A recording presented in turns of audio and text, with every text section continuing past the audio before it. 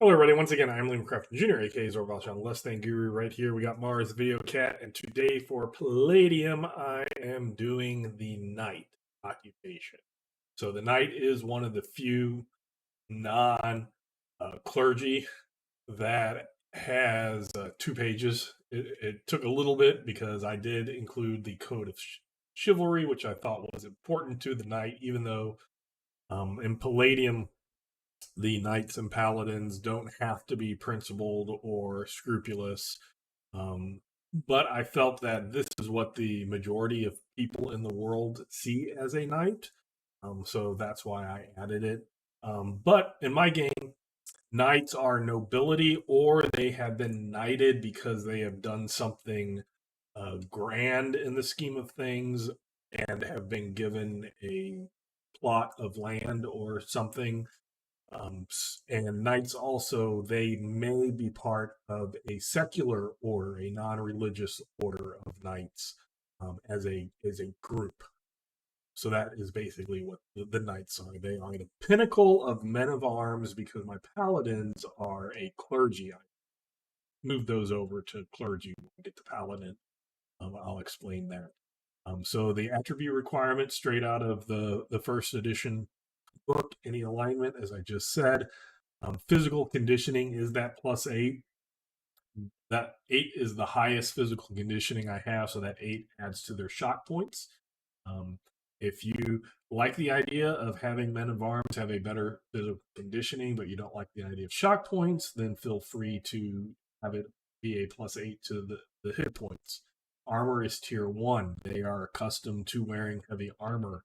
And also in my game, I see the knight as being, if you want to have any type of fantasy world, if you wanted to have, say, one based off of Japanese culture, this is what I would have the samurai. They're nobles who are warriors.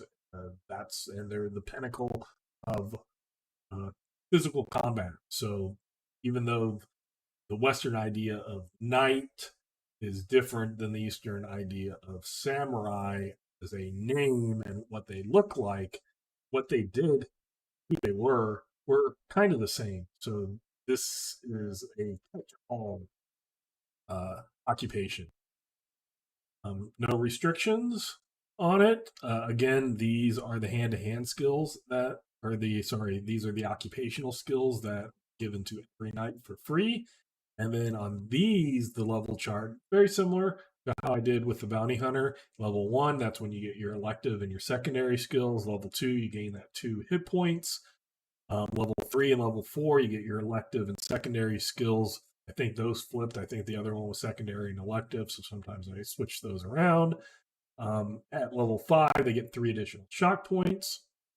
Again, I think Bounty Hunter went shock points and then hit points, so it's just kind of reverse there. At level 6, I give the knight a squire. And this kind of goes back to something that I enjoyed in earlier versions of D&D, where once a fighter got to a high enough level that they gained a hireling or they would attract followers. And I just like that idea of a person who is a knight playing a knight could look forward to getting a squire. And I do have a squire, occupational character class, another occupation, but they would gain one. And then if the player wants to, for most of the time, then they kind of have 2 characters. But in my game, if you watch my videos, you'll notice I always had at least about 6 people playing, unless it's 6 to 8 people playing. And I've had in the past where people play multiple characters. So in my group, it's not that big of a deal for somebody to play multiple characters. We've even had it where somebody doesn't show up and their character says, "Hey, can I play your character this adventure?" Sure, they can play my character this adventure. So we do kind of things like that. So the squire, something that they get to make at level 1. They make a level 1 squire, and then they can level up that squire as well. Elective skills. These are the ones that give them bonuses, or these are the ones that they can. So if it's not on the list, then they can't do it. Weapon proficiency, any melee or thrown. I don't allow them to use bows. So that might be something if you do samurai with bows. You might make that a little bit different. But knights to me they see ranged weapons, bows and crossbows, as being beneath them. That's why they also don't get things like prowl and streetwise type things. That's what they leave the squires. Once they get to level 6 and they have a squire, their squire kind of does say their dirty work type thing. And then the secondary skills, they can get all secondary skills, but these are the ones that give them a um, a a bonus. Abilities, Squire. It just says this is not an ability, but 6th level. They gain the Squire.